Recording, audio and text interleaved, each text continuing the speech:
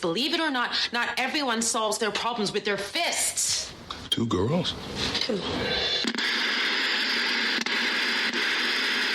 You want to tag along for an exorcism? Yep.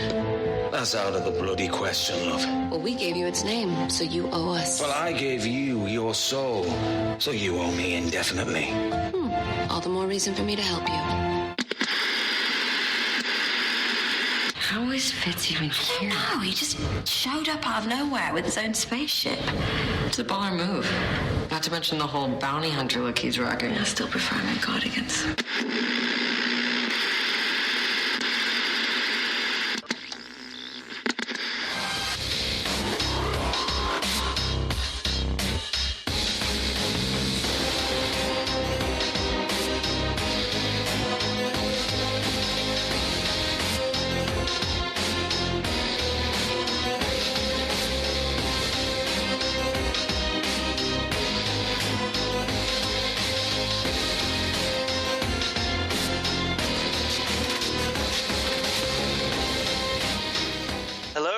Welcome to the Phantom Zone.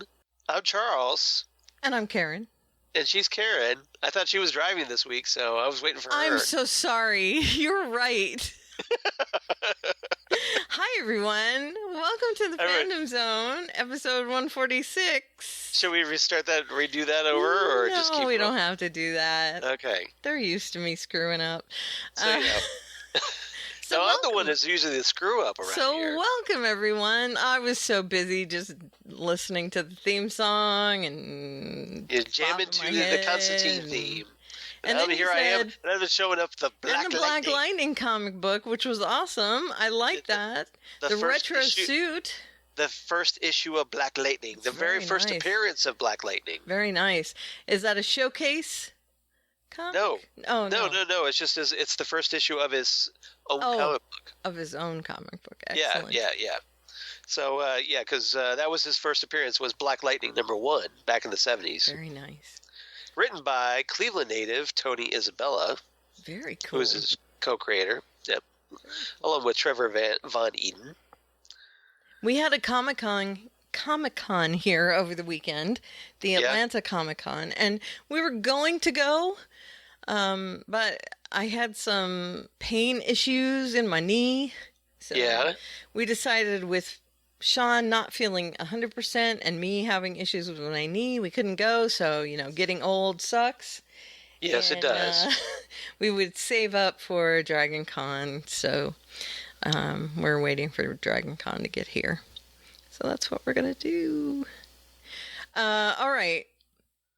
Wow, crickets time. Yes.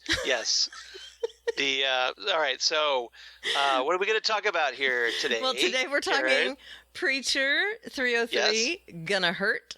Yes. Cloak and Dagger 107, Lotus Eaters. And Luke Cage 204, I Get Physical. Physical. I knew you were going to do that. I knew it. Am I that predictable? Yeah, a little bit, but that's all right. It's the name of a song, so can't help it. So shall we start with Preacher? Yes, let's start with Preacher. So, all right, so what's our A, B, and C, Karen? Oh, wait, well, first I should say written by Gary Tisch, directed by John Grillo. All right, John Grillo. That sounds familiar. It does, doesn't it? It does. Who is that? Mr. and Mrs. Grillo's son, John. Okay. Okay. Well, that must be where I know him from then. Yeah. Maybe you're thinking of Frank Grillo, the guy who played, he's in Captain America, Winter Soldier. He played, the one bad guy that I'm trying to remember who. One bad guy. Crossbones. Oh, it could be. Yeah. Yeah, That's Frank. That's Frank Grillo. I might be thinking of him. Possibly. Possibly, maybe. I don't know.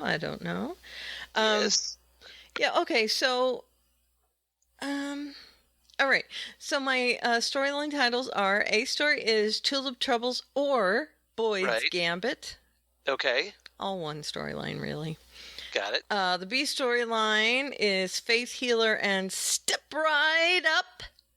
Yep. See the Big Show. That's right. And then the C story you sons of bitches. That's right. And the C story is he works in mysterious ways. He works in mysterious ways. That's right. Is that I got U2? I have U2 on. Yeah, I've got U2 on the brain because we did Next Stop Everywhere. Mm-hmm. We recorded that yesterday, and I used U2 song titles as themes for our topic discussions. Very nice. So yeah, we got a big U2 thing. So now right. I've used one. He works in mysterious ways. Exactly. Let's talk about that one first because Tulip goes to find the Grail and finds their little headquarters empty. Right. And when she leaves, and Tulip is pissed about that. Oh boy, is she pissed. Well, for one thing, she wants to find them, and for another thing, she is feeling pretty darn upset with herself because she ruined Jesse's plan.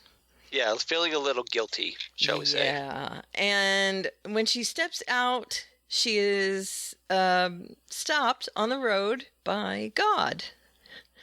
Because, that happens. Well, God has talked to her a couple times now. Yep. And let's specify how God meets her on the road, shall we? On the road, he's on a bike. Yeah. With a girl riding bitch. Who's blowing bubbles of bubble gum. Right. And what is he wearing? What is God's attire for this? His dog costume. And dog mask. Yeah, So apparently God likes to spend, his weekends. It's SOP for him. Riding around on a Harley with a biker chick on the back. This is his everyday attire. In a S&M dog it's a Dalmatian, right? A Dalmatian costume, mm-hmm. Yeah. So he's wearing this skin tight Dalmatian outfit. Yeah. And it's not skin tight, but it's not loose either. It's like spandex. Kind of, yeah.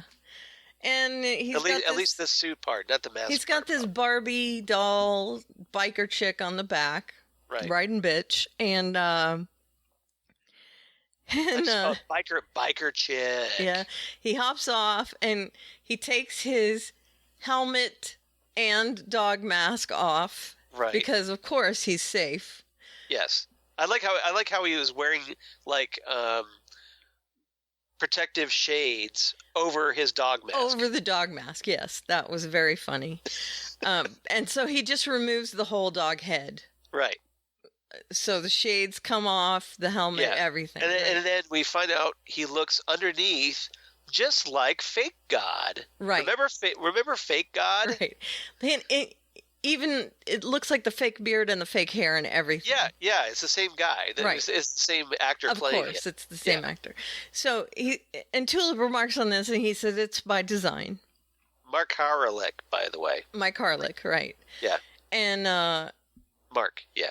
And she says, well, I failed. And he says, okay, that's by design as well. Everything I do is by design. Right. And don't you understand? And she calls him on it. That's BS. It's not by design. You're winging it. And not only that, but look at you. You're just screwing around. Exactly. That's the funny part. It's just right? And then she calls him a dickwad. Right. And he shows his quote-unquote true self, which is Mark Harlick. Yeah. With a real beard and real hair and, in a God robe, like you would imagine God to look, right? Yeah, yes. So not fake beard, not fake hair, all that stuff. And he says to watch it. Yeah. So basically, Tulip is always great at pushing people's buttons. Yeah. And God apparently is no exception. Yeah. She's willing to go toe to toe with the Almighty here. Mm-hmm. And he gets pissed off. And he's just like, okay, he does the finger wag, and he's like, look, you back off or else. Right. And then he sends her like flying across, through the air. Yeah. In front of her car. And then, like, after God rides away, right, after warning her, putting the dog helmet back on. yeah, she says like Tulip warns him that like I'm gonna find you and I'm gonna kick your ass. Yeah, kick your and the preacher song goes. Yeah, which I love. I knew the minute she started to say that, that's when the preacher song was gonna kick in, which I love. I mean, and she had like this little fantasy sequence where she's like choking God and holding him up by her. I love that. Her one hand. Yeah, that's when she's talking to Jesse later on, right? When she's telling Jesse that God contacted her, and Jesse is saying that he doesn't understand why God came to her because he's the one that's looking for God, and Tulip's kind of taken aback. Well, why wouldn't he contact me? Why wouldn't he? Why? Because I'm a girl? No. Yeah, and see, my reasoning is that he wants someone not only that might not believe that it's really God, because that's kind of his, SOP. Yeah. But he also wants someone that he can control. And with Jesse, that is impossible. 2 strikes right there. Right. And he is afraid of Genesis, obviously. So little does he know that Jesse doesn't. You would think God, being I think he does know. Omniscient, would know this. I think he does know, but he also knows that Jesse will most likely get it back. Okay. So he doesn't want to step in anything when it comes to Jesse. So, he wants to be near Jesse, but like Jesse adjacent. Got it. You know what I mean? So, in the kind of like, the region of Jesse. Correct. So Tulip is close. And I think that's his strategy here. The proximity of Jesse. Right.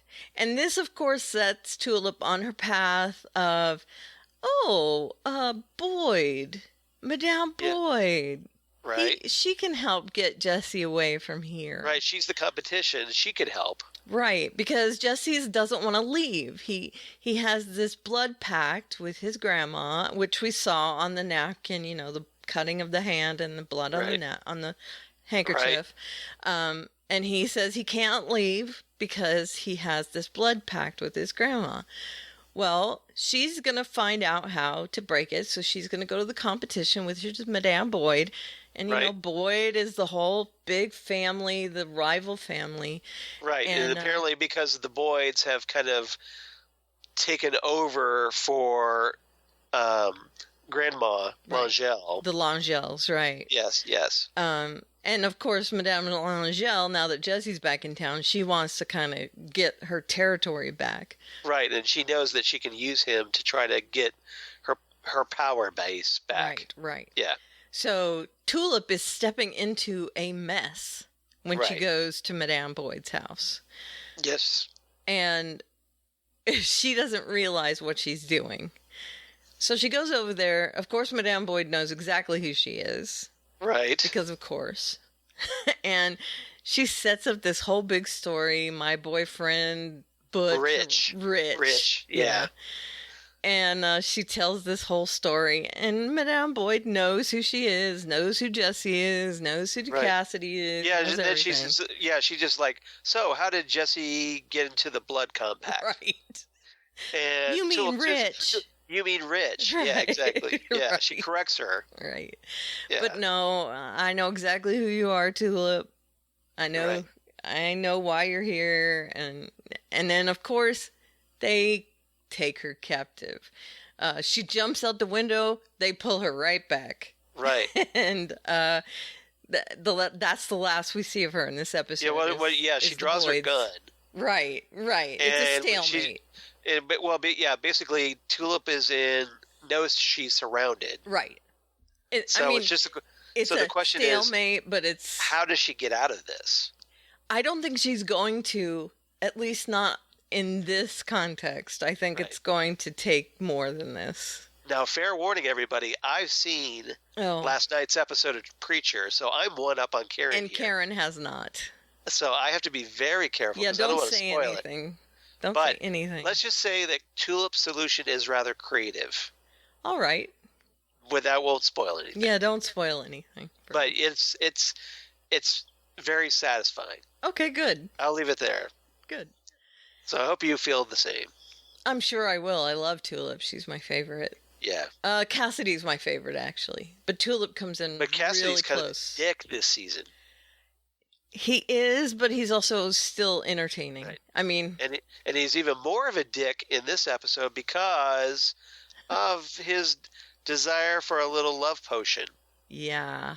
To use on Tulip. Yeah. Okay, there's that. So basically it's like a magic roofie. He wants to slip her. Yeah. He does talk to Grandma Langell. Cool. And Grandma calls him Irish, which I love. Right. And she uses it to Jesse too. He's Irish, and Jesse says, "He came and talked to you." Well, he's Irish. That's what they do. Which I just really liked that line. I'm living proof as an Irishman. So. I know. I'm married to a Scotch Irishman, so it's very much true. Scots, not Scotch. Yeah. Scotch is a drink. I know, Scots Irishman. Sorry. Yes. He would kick me. So I put Faith Healer and Step Right Up for his storyline. And really, we left him in the last episode where he was shot and TC was going to take care of him. Now, we pick right up with that. And TC is pulling the bullet out. And it's not a good combination when you're giving some drugs to Cassidy to lower his inhibitions. Right. And you don't want him to reveal that he's a vampire. Right. Right, yes. So now he doesn't reveal he's a vampire. You're basically playing with fire here. Almost literally. Yes. Because they were just going to strap him up to a tree and let him catch on fire. Right. So he doesn't reveal he's a vampire, but he is kind of loose-lipped in front of TC, where he tells TC, "Yeah, I'm a bit of a gun magnet," and yeah, well, he talks about how he's a fast healer, right? Which automatically makes them suspicious. Well, how does he heal so quickly? Right, and that he's been stabbed, and he points to where he's been stabbed and shot, and there's no scars on him whatsoever. And he says he's limber, that's his excuse. He's limber. Yeah. Which, of course, is no excuse for not having scars. Limber would mean you're bendy. I mean, that's... But it's Cassidy. He doesn't know that because he's an idiot. Of course, right. Yeah. And TC is kind of buying it to some extent, but he's still tilting his head, right? I mean, when he hears limber, he's like, okay. He walks out to get the swamp consomme. Right. And then we see a really awesome scene of inside Cassidy's wound while he's drinking blood, which I thought was amazing. So we get to see how from the inside out how his healing ability works. Yeah, it was neat. So basically, it just kind of like slowly forms back together. Yeah, it knits together. And we see it, and we get it from the point of view inside the wound, which is kind of cool. It was really awesome. Yeah. And then you hear him slurping like it was like a Capri Sun. Him drinking the blood back. Yeah. Exactly. And he's talking about how great it feels to have the blood. Oh. I expected him to go like Panic in Hercules. Thirsty? Yeah. After he's slurping on like a soda? Yeah. Remember that scene? Yes, I do. Yeah. No, memo to me, memo to me. You are wearing his merchandise. I thought they looked kind of stylish. Is my hair out? I love that movie so much. Yeah, I love it. Disney's Hercules is one of their best movies as far as it is. Every line is quotable in that movie. And I'm sorry, with one of the most underrated songs. Yep. I Won't Say I'm in Love. Oh, you like Megara's song? I love that song, like hard. See, I'm more about the muses in that. The muses are fantastic. Yeah, but that Zero to Hero. Well, the muses are in that song too. Yeah, I know. That's what I'm saying. Zero to Hero is my favorite song of that. That one's good too. Yeah. Okay, so anyway. All right, so now that so coming back next on Hercules podcast, I guess. What is this bizarre segue that's happening right now? All right. Okay, so his wound knits up, and TC comes back in. They talk, and it's revealed. Yep. He's a vampire. He and Jody find out. Yep. Whoops. After Jesse has told him... The bat's out of the bag. Get it? Very funny. I like that. After Jesse has told him... That would have been a good title. The bat's out of the bag. Bat's out of the bag. That is a good title. Very nice. Hindsight is 20/20, my friend. Yep. My hindsight is nearsighted. Is it? You should get bifocals for your hindsight. Yeah, I need corrective lenses for my hindsight. Phil. Yep. There's You're welcome. a meme. I just teed this up for you. Yeah, you sure do. Okay. I think he's getting a little lazy with his memes lately. he needs to put a little more effort in. Yeah. I have faith that he can be more creative than he is. I think he's kind of I don't want to say phoning it in because he's not phoning it in, but I think he could put a little more effort in. Okay. I'm challenging him. How's about a little tip, a little something for the effort. For the effort. So I was talking to the llama. I said, llama. I said, llama. I said, llama. How about a little something? How about a little something for the effort here? For the effort. See what happens when you get Gen Xers talking about Caddyshack. We'll talk about him in a minute. We talk about Hercules and we talk about Caddyshack.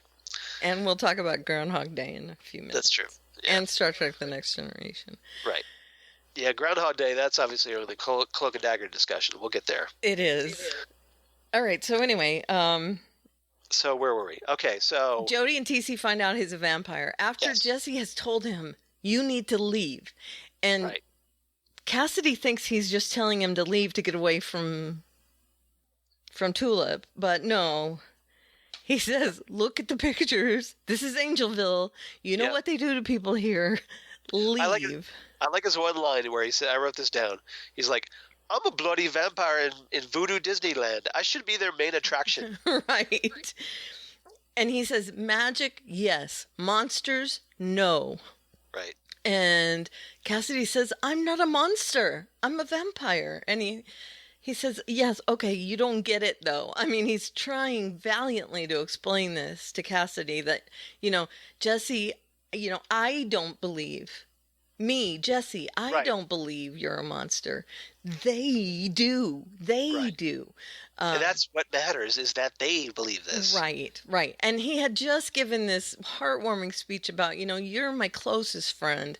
And he meant it, and Cassidy heard it and he absorbed it, and they were man-broing and all that stuff. And then Jesse told them to leave, and that was it. It was gone. You just want me to leave because you love Tulip and I love Tulip. And that was it. And then TC and Jody come in and find him, and he's a vampire, and they were stringing him up feet first to a tree until the sun comes up, and they were going to watch him burn.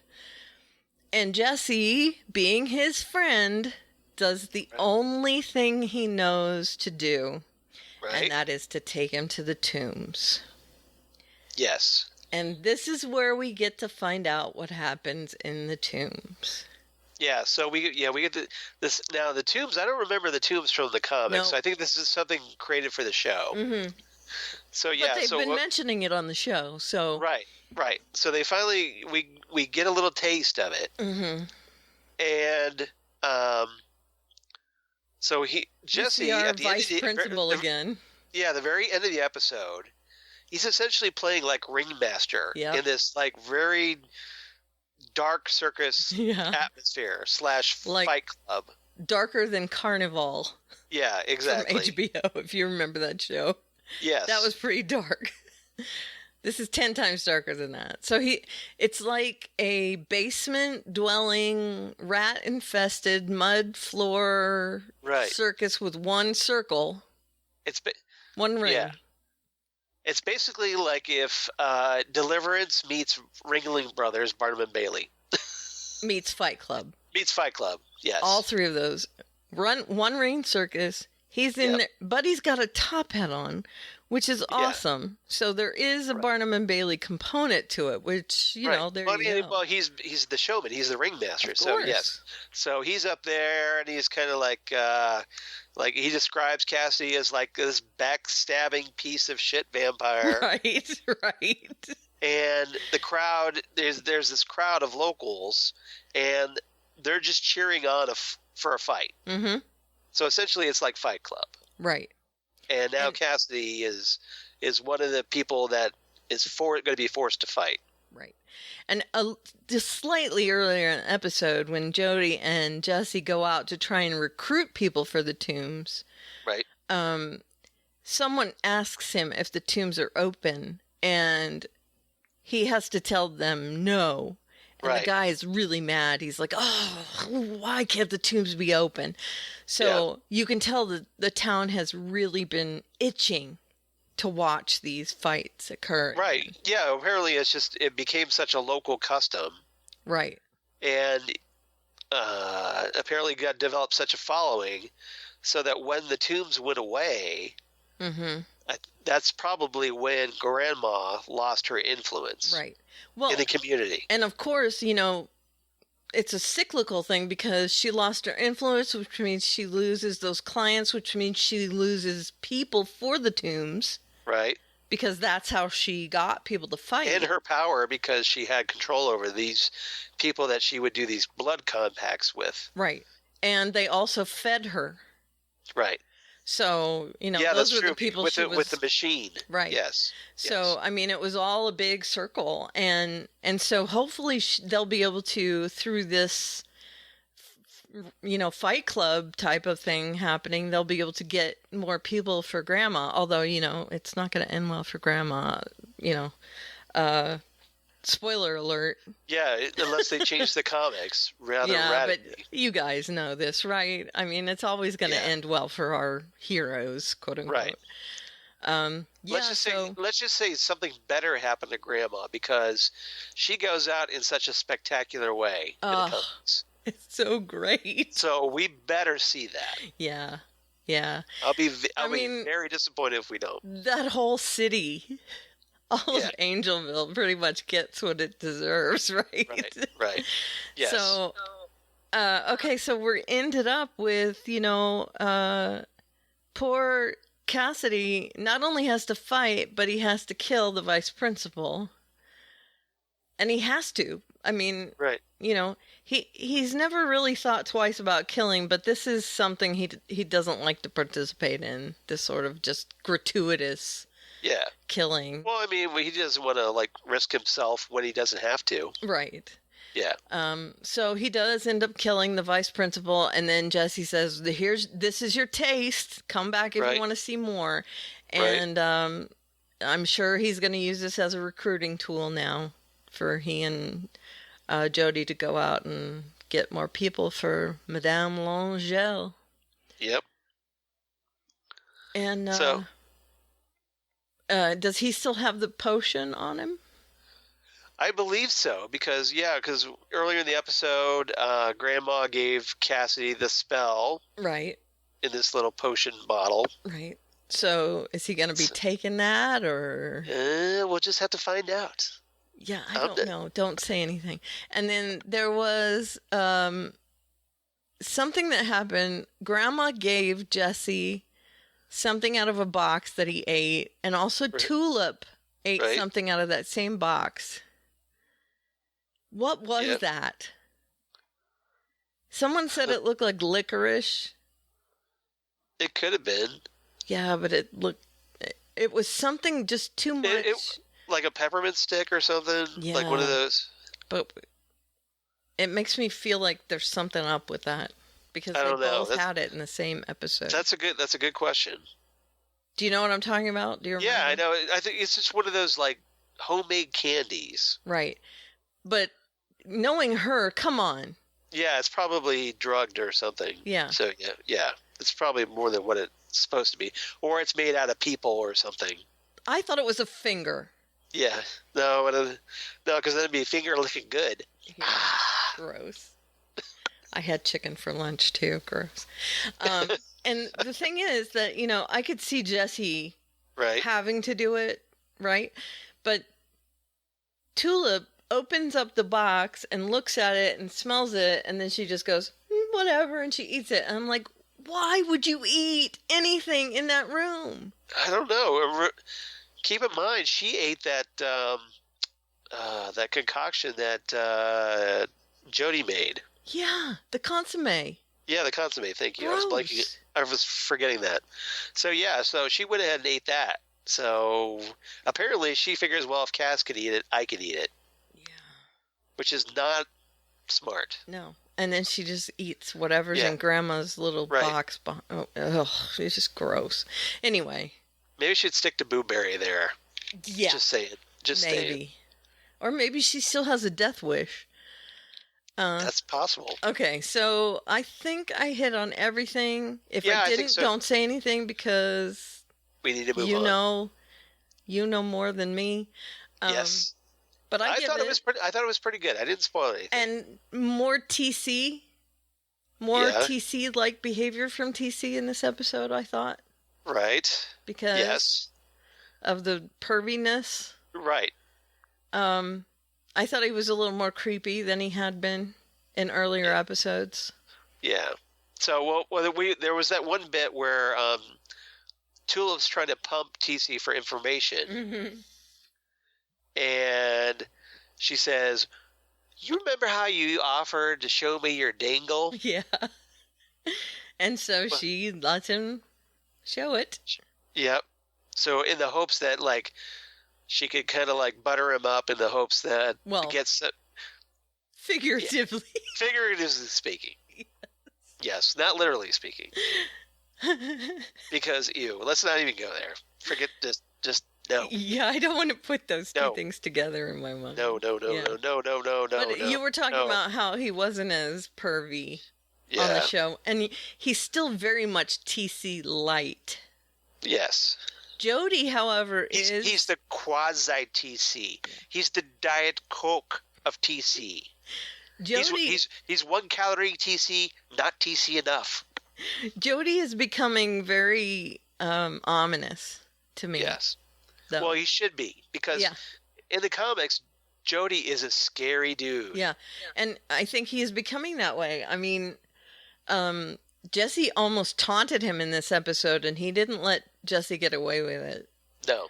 He hauled off and smacked him hard for bringing up his mother. So, well, Jody basically abused Jesse growing up as a kid. Yeah. And I want to see more of that. Yeah. I mean, just that the cruelness. hints of it. Yeah. I want to see the cruelness, because that way it's more satisfying when Jody finally gets his. Right. So, I did see a little more of their comic book characters in them in this episode. Right. So, speaking of which, yes, I give this episode 9 dingles. Show me your dangle. We're in sync. I gave it 9 top hats for obvious reasons. Yeah, it was good. I liked it. I liked the real God. Yeah. I liked all of that. This was a home run episode. I mean, pretty much for the most part. I liked it very much. It was very good. This is the crazy preacher that I like to watch. Mm-hmm. Super weird. That the kind of thing that, like, I can't believe I just watched what I watched. Right. And also, the whole, hey, I'm telling you to get out of here for your own good. No, you're not. Yes, I am. No, you're not. Yeah. Oops, too late. And then trying to get him out of it. I mean, that was I'm trying to figure out how they're going to get Cassidy out of it. Cassidy and Jesse back on the same page. Yeah, it'll happen. Because right now, I mean, just, they kind of like lit this fire a little too soon, in my opinion. Well, yeah, but, I think they wanted to go there before they didn't have a chance to anymore. That's possible. So maybe they wanted to get it in. Right. In case they didn't get picked up for season 4. Right. And I do think it's an important storyline. If you paid attention to the ratings, they might not. Right. But I do think it's an important storyline to have them, break up over Tulip. Right. And it was building. So, I'm okay with it. Yeah, I think that's a possibility because we only got 10 episodes this season. Yeah. So they chopped it 3 away from that. Right. And, if they got 10 and thought, maybe we're not going to get a season 4, let's throw the Jesse Cassidy stuff in. Right. Okay. So, that's fair. All right. So let's move on. Cloak and Dagger 107, Lotus Eaters. Lotus Eaters, written by Joe Pekaski, showrunner, and Peter Calloway, directed by Paul Edwards. Awesome. I hope not the medium Paul Edwards. I'm Paul Edwards. Let's hope not. Yeah, no. Okay, so a story is Cause and Effect or Groundhog Day. Either or, take your pick, whichever one you like better. I've heard it both ways. I've heard it both ways, too. Cause and Effect being the episode of Star Trek The Next Generation, and Groundhog Day, of course, being the movie. Right. They're both the same, essentially. It's basically they, stuck in a time loop episode. Trying to change the outcome of that day.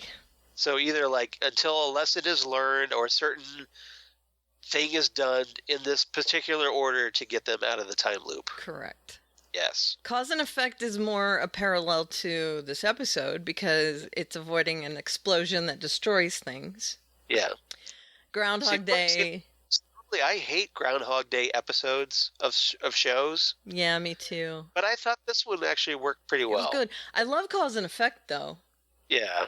But as a rule, I'm not a huge fan of the time loop episodes. It just seems like okay, I don't really want to write an actual story, so I'm just gonna relive the same scene over and over, right? And just put little twists on it, so I don't have to write very hard. There are creative ways to do it, but for the most part, it's a really lazy way to write an episode. It's not my favorite story type of story. It's not. But this was very good, I thought. Yeah, this could have been a lot worse than it was, and I thought they did a good job with it. Right. B storyline, Ivan, pretty chill. He's not terrible. Right. Yeah, he's the Ivan the moderately neato. Yeah, exactly. And that is, of course, the Ivan from the past. Yes. The C story, laying down with some beats, and that is the final scene. Okay. Okay, so let's talk about Ivan the Pretty Chill, shall we? Okay, all right. While we're in our time loop, because, Cause and Effect of Groundhog Day is pretty much just the whole episode. Right. While we're in our time loop, they run into Ivan, who is the father of the girl from Mina. Mina, yes. The girl from the last episode. Right. And if you remember, Ivan, we found out in the previous episode, was essentially in kind of like a catatonic state. Correct. So, because of after the explosion. Right. So and here we find out why he's in a catatonic state. Right. So Tyrone and Tandy both touch him, and their powers transport them into this time loop that he is reliving over and over. Right. And Tandy tried to heal him, but solo her powers didn't work. Right. So she recruited Tyrone and said, "Hey, help me out here." Right. And this is where we are. Right. And apparently do you think it's whatever energy came from this rig caused him to go into this time loop? I think it's possible. Yeah. Or it's just his mind. We don't know.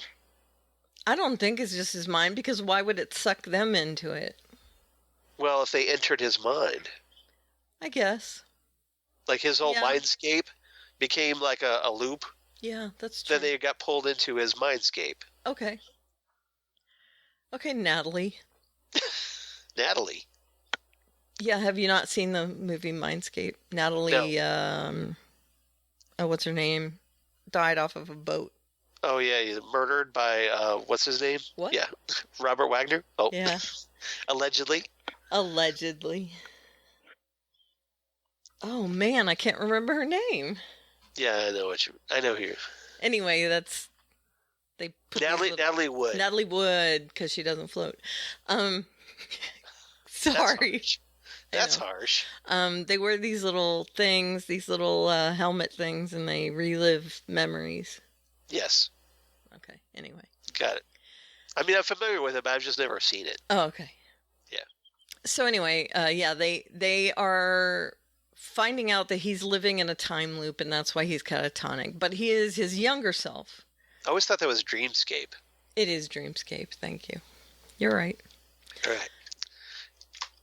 And it has Nurse Ratched in it, too. Oh, really? Mm-hmm. From one also Kai Wynn from Deep Space Nine. Mm-hmm. Yes. Louise That's where I know her something. more from. Yeah. I can't remember her real name. Louise Fletcher. That's it. I'm on fire today. You are on fire. Maybe I should just let you do the talking.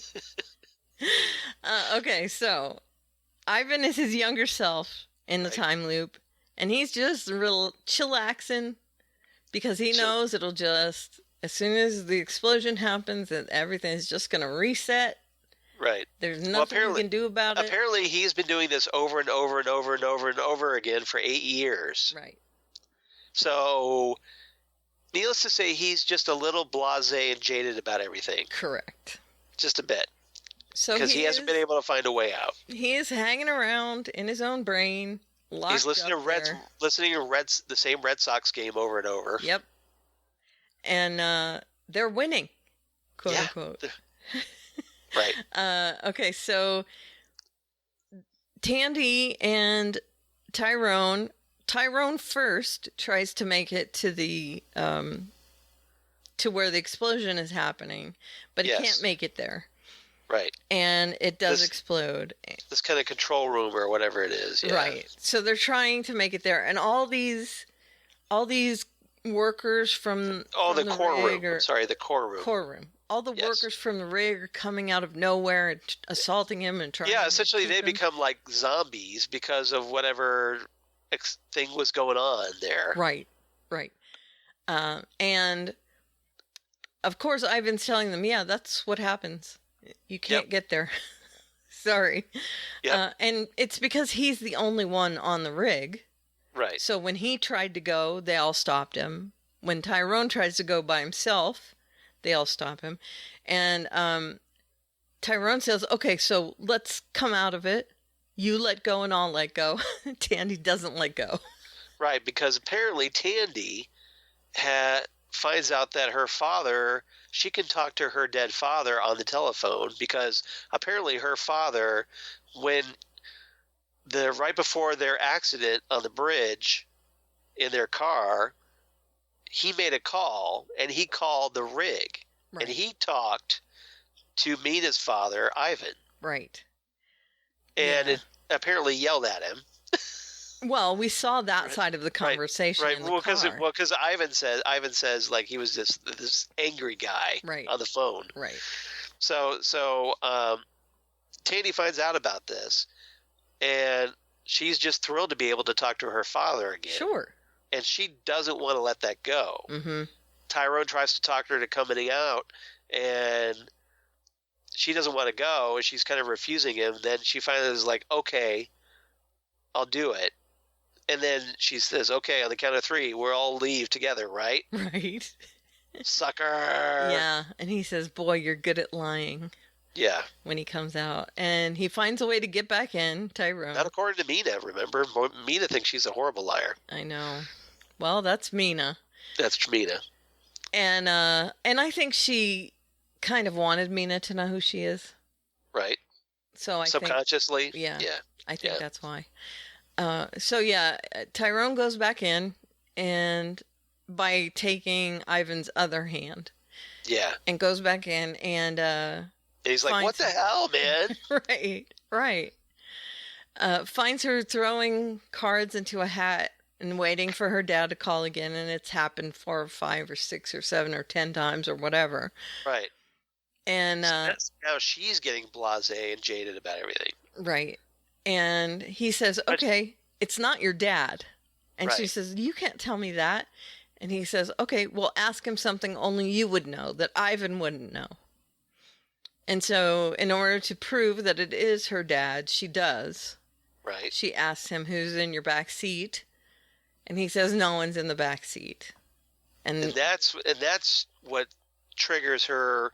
Like, she starts crying and she realizes that this isn't real. Right. It's not her real dad. It's just a memory in Ivan's head of her dad. And it's... Right. Yeah, it's not... So she's just like, I'm not really talking to my dad. Right.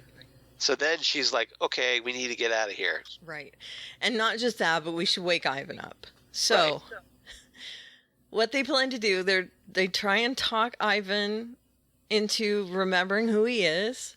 So they remind Ivan about his daughter, Mina. Yep. And he finally kind of gets it in his head about his daughter, Mina, and then it explodes. The rig explodes. And they're like, oh, no, it's going to reset, right? Right. So, when it resets, they look at him like, oh, are we going to have to convince you again? And he says, okay, are you ready to go? And he does. He remembers everything, which is great. Right. And so they decide that working together, all 3 of them can get past all the zombies to the control room or whatever it's called. Yeah. Core room. Room. So they do. They manage to make it down and stop the explosion. And of course, it helps that Tyrone can teleport. Right. Yes. Use their powers and all that. Yeah. So they do make it. They stop the explosion, and Ivan wakes up. The kids come out of it, and Ivan remembers his daughter, but he has no idea who they are, which is good. Yes. Because... Well, remember what the trick was to getting Ivan out was that they figured out that the secret ingredient in Mina's cookies was cardamom. Right. Yeah, they had to remind him because it was they figured out like he couldn't figure out what was in that cookie. Right. That's what he was obsessing over. Right. Because it was his attachment to his daughter. Right. Right. And that was good. Yeah. It was very sweet. And she had been talking about it to Tandy in the last episodes. Yeah. Right.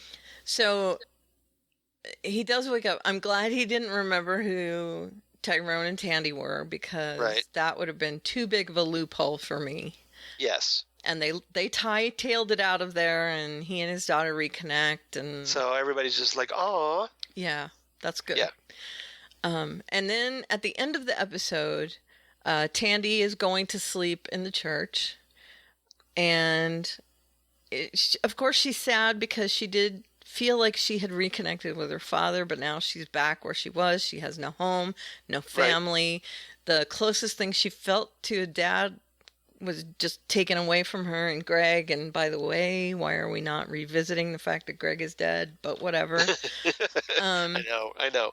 Well, we find out that she lives this life, but she wants more out of her life. She's tired of being homeless. She's just disconnected and yeah. So she and Tyrone are kind of coming closer, which is a good thing. And Tyrone realizes this, and he goes through this box, and we see the shoe again, which is great. Yep. Just after we see Tandy put on the hoodie, which is also great. Right. So it's almost like they're on the same wavelength. And as he's going through the box, he comes across this little recorder, and he calls Tandy. It's like this old micro cassette recorder. Right. He calls Tandy and plays this old recording of he and his brother trying to rap. And it's just terrible. And so they have some laughs over this little recorder, and they're, Tandy asks him to play it again. Yeah. Because she actually liked hearing it. So it's like a connection, and Right. he's saying, well, here's my brother. And he's sharing a connection of a recording of his dead brother, and she had a recording of her dead father in the episode. So, it's kind of a full circle type thing, I thought. And it was really charming at the end. And this is important because this is the first time we see Tyrone and Tandy working together using their powers to help somebody. Yep. In more than one way, too. Right. I mean, it happened like throughout the whole episode. Right. Trying to heal him, getting into his brain, then working together to get to the core room. Which now that's like episode 7, maybe it's time to start getting these two crazy kids working together. Right. Just saying. Although it seems to be kind of a hit. Stretching it out. It's kind of a hit, so I think a second season's kind of a lock. Oh, is it a hit? I didn't know what the ratings were for this. There's no ratings, I don't think. It's well, there's cable ratings, yeah, aren't there? I know, but it's different. Okay. But as long as it's like you feel People strong, like it. you feel strong that it's going to get a season 2. I do. That's like the only show I would watch on Freeform. Yeah. So they'd be crazy not to renew it. Yeah. It's the only one getting any buzz. Exactly. Right. It's getting some good acclaim. So. Yeah. Because it's a better show than expected. Mm-hmm. So it's a pleasant surprise. A lot of people are comparing it to The Gifted. Yeah. So. Or Runaways. Again, Mm-hmm. I don't think you've seen Runaways, but you should. No, I have it. I have seen parts of it. I just haven't you have seen seen the whole it? thing. Yeah. Okay. Yeah, it's good. It is. All good. right. So what's your rating for this one? I give it 8 mini cassette recorders. Yes. Diane, 8:15 p.m. I still have one of those somewhere. Great Northern Hotel. Yeah. So. And you give it? Obviously, being a Twin Peaks geek, I'm going to go there. 8.5 cardamom cookies. I like this one. Yeah. Again, I don't really like Groundhog Day style episodes in general, but I thought this one handled this really well. Mm-hmm. I thought so too. And I think I'm really impressed with Olivia Holt. Tandy? As an Tandy. Yeah. As an actress, she's good. really good. Mm-hmm. She is. She's going to go places, I think. Yeah. I think after the show ends, she's going to probably get some movie roles, maybe. I think she's outshining the boy who's playing Tyrone. No pun intended, because she's Dagger. Right. Yeah. But he's good. He's good. Yeah, I got nothing against the guy who plays Tyrone. His emoting is a little more low key. Aubrey Joseph. Yeah, I don't have anything against him, but Olivia Holt, she's really good. She can pull it out. She can emote. Yeah. So she's obviously the highlight of this show. Yeah, I find myself watching her. And not just because she's the white girl. It's just because she's the better actor. No, not at all. No, she's just crazy good. I like Evita too. Yeah. I don't like her mom. Her mom is a horrible actress. Yeah. Her aunt. Aunt, I'm sorry, yes. Her aunt, yes. Her aunt is terrible. Clarissa or whatever. Yeah. Yeah, she's horrible But actress. Evita is good. I got her name right this time. Yeah, Evita's pretty good too, yes. I agree. I didn't call her Elvira this time. You did. You got progress. Thank you. She wasn't in this episode, though. That's why. All right, on to Luke Cage. Our last show of the week, I Get Physical, written by Matthew Lopez, directed by Sally Richardson Whitfield. I know someone named Matthew Lopez. Lopez. And it's Lopez with an S, not a Z. Oh, well, the one I know ends with this. Yeah, this is a weird spelling of Lopez. Okay. A story. It's Bush. Oh, I'm sorry. What? No, go ahead. Okay. A story. Bushwhacked. Yeah, that's obviously Bushmaster. Yep. And Luke. Yep. B story. Ride along. Yeah. And I've got a couple C stories. Tilda's Touch. Yeah. Native American Giver. Right. That's the more politically correct version. We had a conversation about that. Yeah. I encourage Karen to kind of, maybe... And be it wasn't just that. I also wanted to change it. She was second guessing. I just confirmed. I am partially Native American, so yeah. It's a process. Yeah. And SDCC, where SDCC stands for San Diego Condition Contribution, and kidney condition being the condition. Kidney with a C. We had to reverse engineer that one. Yeah. Charles. Yeah, it's a little forced, but I wanted it to be SDCC. But it's San Diego Comic-Con week, y'all, so... That's right. We gotta honor that somehow, right? I do. I had to put it in there. It's Geek Prom. Especially when he's going to San Diego. He's moving to San Diego. Right. Yeah. So, I had to. Yes, it's Nerd Prom. Exactly right. Okay, Geek Prom. Nerd is a slur. What do you want to talk about first? Let's just dive right into Bushwhacked. Okay. Because that's the big so stuff. at the beginning of the episode, we pick up right where we left off with Bushmaster knocking out Luke. Yeah, he sucker punched him, basically. Yeah, and Luke's little buddy catching it all on film and disseminating it. DW. Griffith, yes. This dude, seriously. Yes. Not only does he disseminate it, right, but he sells it on the street. Yeah, he's like burning CDs of it and flipping it on the street.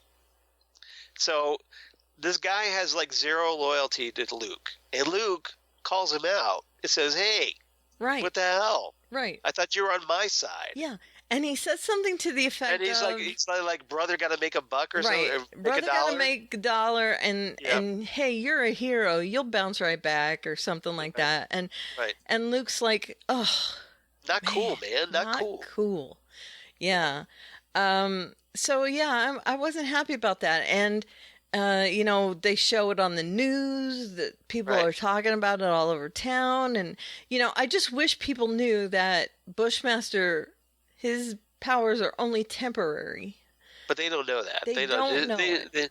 They just see somebody that can take out Luke Cage, and they're just like, oh, man, Luke got knocked on his ass. Right. Yeah, so. And, of course, everyone likes it when the champion falls, and they compare him to Ali and Ronda Rousey and LeBron James, and every now Luke's just like, I'm not the king, okay? Right. First of all, he doesn't feel like the king of Harlem. That's not what he's always purported to be. Right. He just wants to live his life, and because he has this ability to take a punch to not get hurt, he's going to use that to help his community. So he doesn't want to be this target. Right.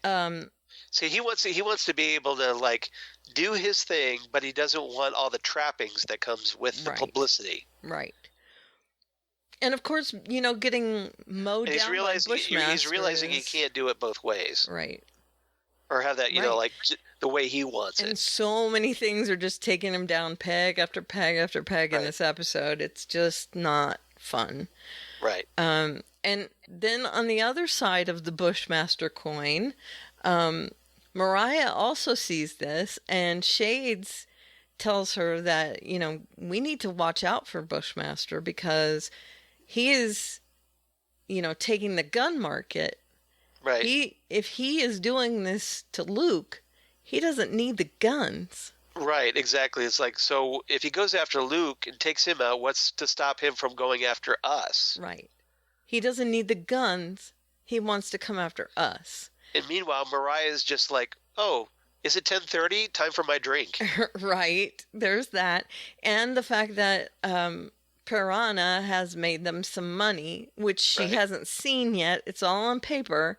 Yeah. So... And it's probably like all cryptocurrency. Yeah, whatever it is, it's not in her hands yet, and she's dancing around thinking that she's gone legit already. And Shades is just like, like, can you see it? Yeah, yeah. And he's like, okay, then let's liquidate it and get out. If that's what you want to do, let's go. Right. Because he sees the writing on the wall. And he says, either we stay here and stay in this business, Yep. or we take your money and get out.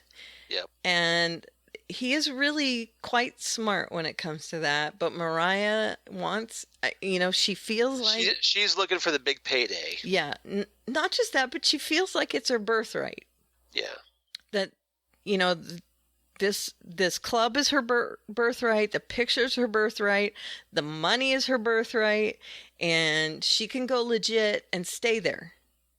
And this is all supposed to be hers. Right. Somebody's going to have a very hard fall. Yeah. And Bushmaster, from what we've seen, and I think you can guess all this from this episode. Right. His father or grandfather was partners with her grandfather, helped build the club. Yep. And he wants to take it back. And that is what he's there for. He shows up at the club, and they have what is one of the best scenes, I think, in this whole season so far, is the scene between Bushmaster and Mariah, where they kind of dance around each other, and Mariah serves him Bushmaster whiskey. Yeah. No, it's rum, sorry. Right. And they talk in riddles to each other. And he ends up getting his point across, but she thinks that she got her point across. And I think Shades kind of understands and is very wary of Bushmaster. Right. And Comanche is not there to hear it. No. So it's basically getting ready to, this house of cards that Mariah has set up is getting ready to crumble. Mm-hmm. Because Comanche tries to advise Mariah. Mariah has zero time for Comanche. Yep. And Comanche will say to Shades, hey, we need to do this. Mm-hmm.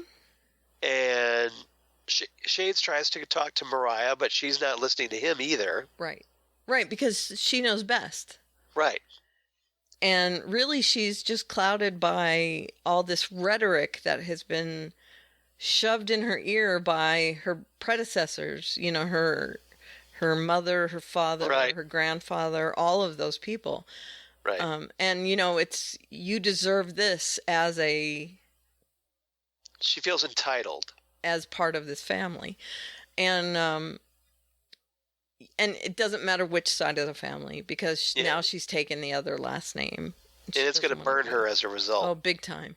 Yep. And I think it's telling that Comanche wasn't there for Bushmaster and Mariah's talk. Right. He was there to talk to Mariah before that, and then he left. Now, at the end of the episode, this is Native American Giver. Yep. We do see that Comanche gets in a car with Rittenhouse. Rittenhour, sorry. Yeah, the captain. The captain, the police Misty's captain. Yeah. And we find out that Comanche is working with the NYPD. Right. So he doesn't hear all the stuff with Bushmaster, but he does hear all the other stuff. So he knows about... Comanche's going to flip. Yeah, he knows about the deal with Piranha. He knows that she's trying to get legit, but that she's having a lot of trouble. Right. He knows about all the deals she's trying to set up. I mean, he's ready to throw her into the bus because she treats him like crap. Yeah, and he's privy to everything. So little lesson here is, don't treat your underlings like crap because they will turn on you. Yep, exactly. And she is just dumb. She is dumb. Yeah. Well, it's just her ego. Yeah. And the fact, and of course her constant nonstop drinking doesn't help either. Definitely. She is sloshed all the time. Right. Okay, and then Tilda. Let's talk about Tilda for a minute. Yeah. Tilda's Touch. Her shop is called Mother's Touch. Right. So that's why I use Tilda's Touch. Yeah. First we see her in her shop, and she's got all the ingredients that she gives to Bushmaster together. Yep. And she's trying to use them to see what it will do. But she's not doing the ritual. She's just using them as a concoction. Yeah, she's trying to she's looking at the chemistry of it, Right. without the actual like magic behind it. Right. Where he used like a circle, a scrying circle, and the candles and all that stuff. Yeah. And she's digging out a book of magic and stuff. But just as she does that, Luke walks in. Right. Now Luke had found one of her bags. Mm-hmm. And in Bushmaster's warehouse. Hideout, yeah. Right. And so he basically goes there to kind of follow up and see if she can give him a lead on where Bushmaster is. Right. He has no idea that she is Mariah's daughter. Right. But, that's immaterial at this point, at least. And then there's some serious flirting going on between Oh, these my two. goodness. Is there? Hot. Yeah. Sweet Christmas. Yes, Sweet Christmas is right. Yeah, there's some sex eyes being made at each other. Hold on. There we go. Is that what you want me to play? Yeah. Oh, yeah. There's that, and Sweet Christmas. There we go. I don't have him on there anymore. Yeah, I prefer Luke's Sweet Christmas. I know. I'll put him back on there. Because that's his catchphrase. I know it is. Yeah. So, excuse me. Are we boring you? No. Okay. Okay, so I'm just teasing. she does you. find a magic book, but Luke walks in. Luke had just been, knocked out by Bushmaster, so he's still a little loopy. Things are like, you see things from his perspective every once in a while, and he's seen. Well, essentially, he's got a concussion. Right. For him, yeah. Which is a big deal for him. Yeah. And she is seeing that he is having, issues with light and... Right, perception and, yeah. Right. So, as he's walking around and asking her questions, she is making, like a little cocktail. Right. A remedy, yeah. And it's got thyme and, other gross things in it. So, of course, it tastes horrible. Yeah. She lies to him about how good it tastes. Right. She gives it to him after they've talked a little bit, and she says it tastes better than it smells. And he drinks it, and he's like, "You lie." And she said, "Well, you wouldn't have drank it if I told you." So he drinks it, and it does help him, but she recommends that he gets an MRI or a CT scan. Yeah. Okay, but in the meantime, they are talking about the bag that Bushmaster had, and Bushmaster. And he shows her a picture, and she says, "Yes, I sell him things." Bushmaster. Right. She confirms that, I sell people things, and I'm sure I've sold him things, and right. I sell Jamaicans things all the time. That's a lot of my client base. And, if he comes in, I'll let you know. And there's a lot of sex eyes happening between the two of them, and smiling, and then as flirting, as he's walking out, he says, "Well, if he comes back in, you let me know." And she says, "Oh, I'll do that." there's that happening, right? Yep. So, there's that, and I'm guessing. See, I was thinking that though. Well, maybe Luke would hook up with Misty. I don't think that's gonna happen. I don't think that's going to happen either. Mm-mm. But I don't know that he and Tilda are going to hook up either. Yeah. Well, in the comics, Danny, Iron Fist, hooks up with Misty. Right. So I don't know if that'll happen. Well, or not, they're going to meet. But Danny is hooked up with. Well, Danny's already met her in the Defenders. I know. I'm talking about here. I understand. As in that. they're going to meet up again. Yeah, I understand that because of the. Right. Yeah. Bionic arm. Right. So what I'm guessing is going to happen next is she's going to pick that magic book back up. Right. Tilda, and she's going to do a little more experimenting, and maybe we'll see an alter ego. Yeah, maybe we'll start seeing Nightshade. Maybe. Because Nightshade becomes one of Luke's enemies. Right. So maybe a Batman Catwoman dynamic happen? Maybe. Yeah, they could be going in for a different route. Maybe. It's possible. It is possible. Okay, so we have unless something happens and then she starts blaming Luke for something, like her mom, maybe. Who knows? That could happen. We'll see. Ride along, and this is Luke finds that bag when he goes on this ride along. Yeah, with Misty. Because Luke has nowhere to go. Right, right, and he wants she's been kicked out. Right, he wants to investigate things, so he finds Misty, and Misty is gonna go check into Bushmaster. So they go to an ice facility, and they are talking to this guy, another Jamaican, and he tells them the story of the man on the hill that Bushmaster has told over and over again. That, the man on the hill is only as good as the man on the hill until the man at the bottom of the hill comes and knocks him off. Right. And that's the parable that Bushmaster lives by, and they're not quite sure what that means yet. But I'm guessing that they will very soon know what that means. Well, if they see Luke as the guy on top of the hill that Bushmaster is going to knock off. Yeah, they might be misinterpreting that. They might. Especially since he did attack Luke. Or it's Mariah. Yeah, well, it is Mariah. I know. I know. Yeah. Yeah, so there's that. And then after Luke splits off from her and goes to Tilda, she finds a letter from Danny and Colleen. Right. On her desk, inviting her to join them for a robotic arm party.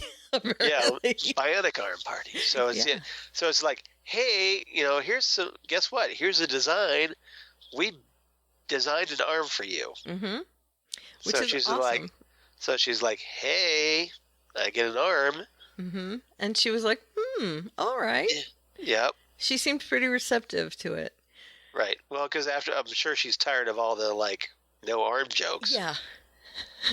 I'm guessing she is. Yeah. Yeah. And then Bobby. Bobby Fish tells Luke after Luke sits down and lays his head down. Bobby Fish comes out and says, "Hey, I hate to tell you this, but I got to go to San Diego. Yeah. Because my daughter, who I left when she was a kid, needs my kidney." And Luke says, "Okay." Well, what's Luke going to say? That stinks, but he's going to say, no, don't go to your daughter and try to reconcile with her and give her a kidney? Right. Of course not. So now Luke... the requisite kind of Pops joke. Right. Which I liked. I thought that was, Bobby says, "Are you sleeping here?" And he says, "It doesn't matter." And he says, "Do you think Pops would mind?" Or... Yeah, they say that Pops wouldn't want him to sleep there. Right. Yeah. So. Right. And they have a laugh. They have a laugh. And they have a laugh over that. Yeah. And then Bobby Fish walks out, and almost immediately after shutting the door. Yeah. So Luke is now alone. Right. Claire's gone. Bobby Fish is gone. Yeah, and the DW has kind of betrayed him. Exactly. So. Essentially, he's flying solo at this point. Right. Jessica's not around anymore. Right. So... Yeah. I'm hoping they get back together. Because they're supposed to. Yeah. Supposed to have a kid together. Are they? Yep. Danielle Cage. Well, that would be an awesome kid. Yeah. They have a kid. Does the kid actually, repel bullets before they come out of the gun? Well, the kid's only 3, so... Oh, okay. Yeah. I was going to say. Not yet. All right. So before the door almost shuts... Right. There's a knock. And... Right. And he opens it, and the guy says, "Is there a Lucas?" No, Carl Lucas. Carl Lucas there? Yeah, Carl Lucas. Yeah, so immediately Luke's... hair that doesn't exist bristles. Right. Because he hates the name Carl Lucas. Right. And he says, "Who's asking?" Yep. And the guy says, well, process server, you've been served. Hold on.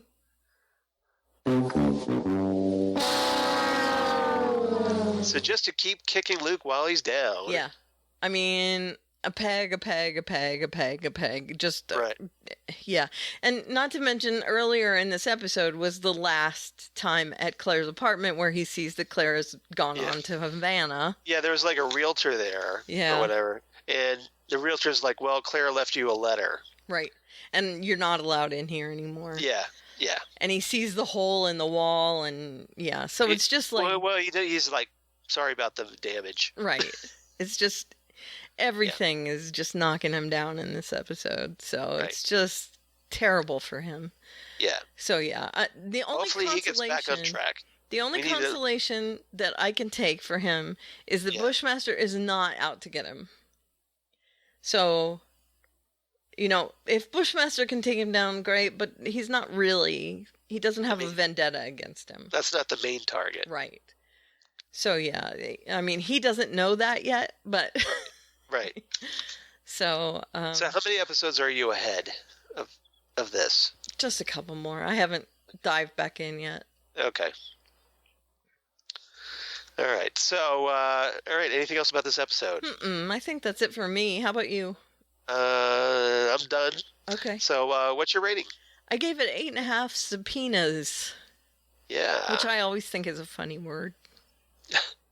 You said subpoena. Number one, it's spelled very funny. Right. Because it's spelled subpoena. Right. Because it's Latin. Subpoena. Yeah.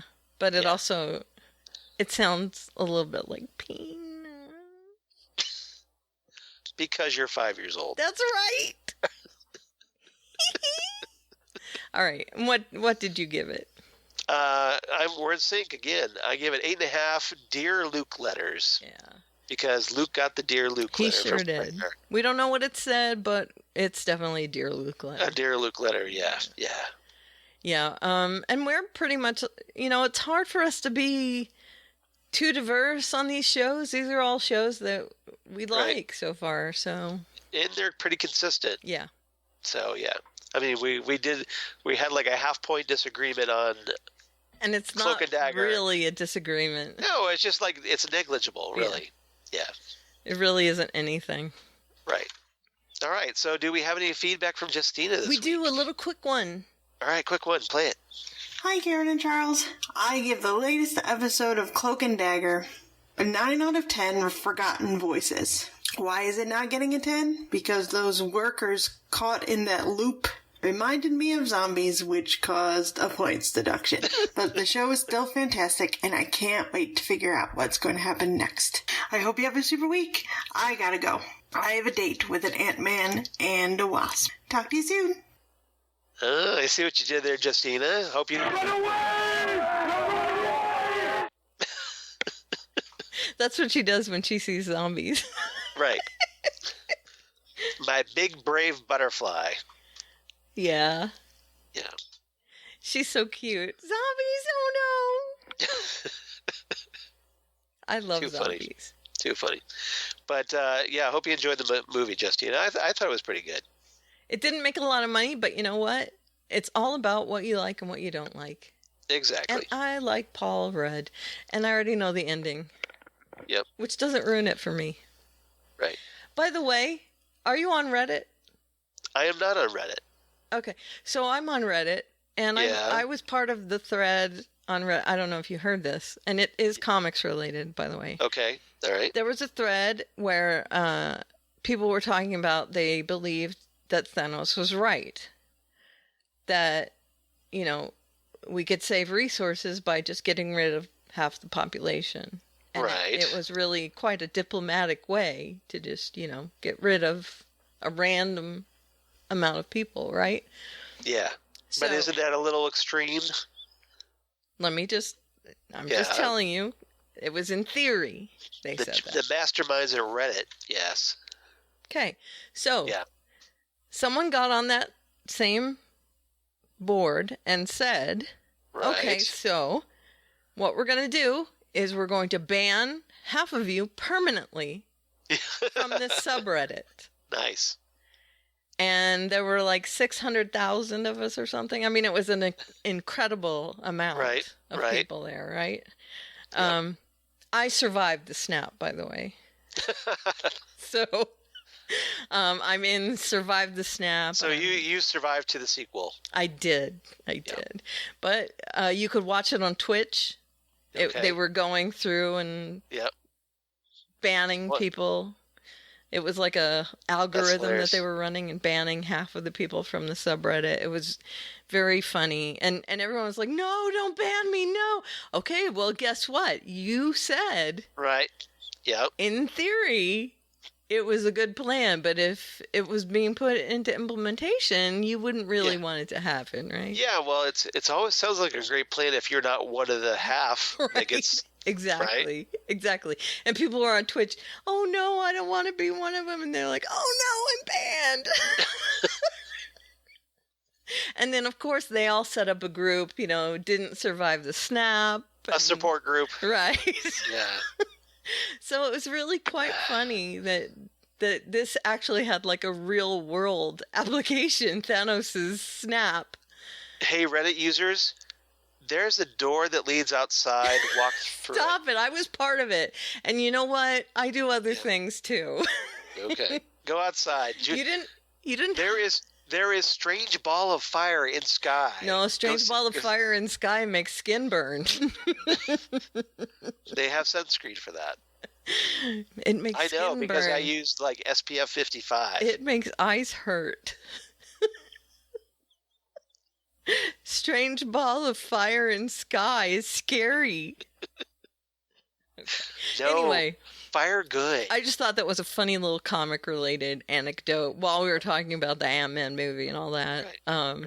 But I just thought it was funny that I want to say I survived the snap. So awesome. Good for you. I shouldn't. I should be one of the snappies because honestly, I don't have long-term potential. It's not working. You're trying. Stupid hand. You're trying to get rid of me? That's not very nice. No. Okay, so I would never. Maybe that's why. Because obviously, subconsciously, I would never want to get rid of you. See. Yeah, that's why it doesn't work. Okay, so and not because I have no powers whatsoever. It's just because I care for you. So therefore. Yeah. That's awfully nice. It doesn't work. All right. So thank you, Justina, again. Yes. And if you want to be like Justina, be one of the cool kids who like drops us a line, how can they do that? Well, they can get a hold of us on Twitter. Yeah. At Phantom Zonecast. Yeah. What is our Instagram handle again? Well, it's different because you made it different. So we have a new Instagram account, guys. It's at Fandom Zone Podcast. Thank you. On the Instagram. On the Instagrams. So yeah, because Twitter, we couldn't get enough characters, so we had to shorten it to Fandom Zone Cast. Well, Instagram is Fandom Zone Podcast. Right. So that's the difference. Sorry. With extra pod. With more pod. Exactly. And on Facebook, we are facebook.com/Fandom Zone Podcast. Right. And you can email us at fandomzonecast@gmail.com. At the Gmail. That's right. You can listen and subscribe to us in Apple Podcasts and leave us a review. Please do, because that helps people find us, guys. That is correct. So please do that, if you're so inclined. Also... And Karen, where can they find you on the interwebs? They can find me at Aleveria, ALEVERIA, or at Alleys_stuff. And there's a link in my bio to all my other links. Awesome. Very cool. And of course, I'm at Charles Skaggs on the Twitter machine, at Charles Skaggs on the Instagram. Google Plus for all you crazy kids on the Google Plus. Facebook, of course, at Charles Skaggs in Hilliard, Ohio. And my blog of geeky things. Damn good coffee and hot. Damn good coffee and hot. Where I talk about all the shows that we talk about here on the Phantom Zone podcast. And more. So, everybody, also, all kinds of comic book sci-fi news, Probably gonna be very busy this week because of San Diego Comic-Con, so definitely want to stay tuned to the blog of Geeky Things, Damn Good Coffee. I'll try my best because there's going to be a Doctor Who panel on Thursday, and we got a new teaser, so hopefully we get a full trailer at the San Diego Comic-Con. Fingers crossed. Plus, there's going to be, hopefully Aquaman and Shazam and all kinds of cool stuff. So, and my other podcast that I do for Southgate Media, Ghostwood, the Twin Peaks podcast that I do with Ann Sprouse, and the award-winning Next Stop Everywhere, the Doctor Who podcast that I do with Jesse Jackson, speaking of Doctor Who, and Titan Talk, the Titans podcast that I also do with Jesse, right here on the Southgate Media Group. That is a lot of stuff. It's a lot of stuff. I'm a very busy guy. So many things. Yeah. So many things. And I decided I wasn't busy enough, so I'm going to throw in some surgery for, my sinuses that are all crappy. That's right. Here in a couple weeks. We'll keep you all updated on that. Yeah, so next week should be okay, but the week after, we'll see. We're going to have to play that by ear or by nose. Take your pick. I was going to say by nose. You stole that right out from under me.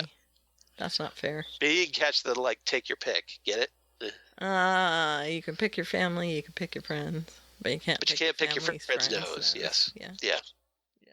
All right. So, everybody, thanks for listening to the Phantom Zone podcast. And as Karen kind of nods along and goes into, a Benadryl coma. No, I'm not taking Benadryl. And we'll talk to you next week. Yep. We'll see you next time right here on the Phantom Zone podcast.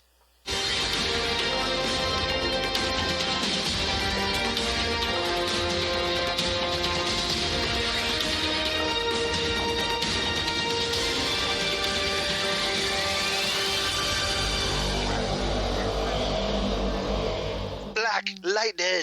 Black lightning. Black lightning.